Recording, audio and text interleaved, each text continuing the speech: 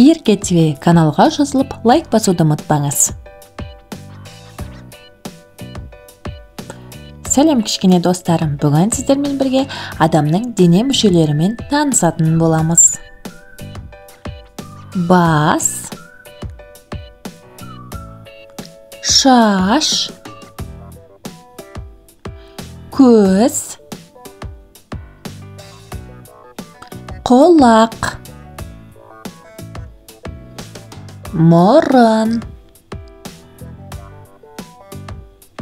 кеуде, қол, тізе,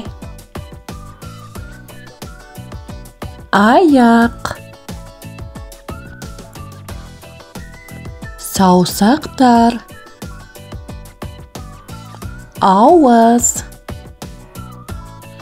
және қас.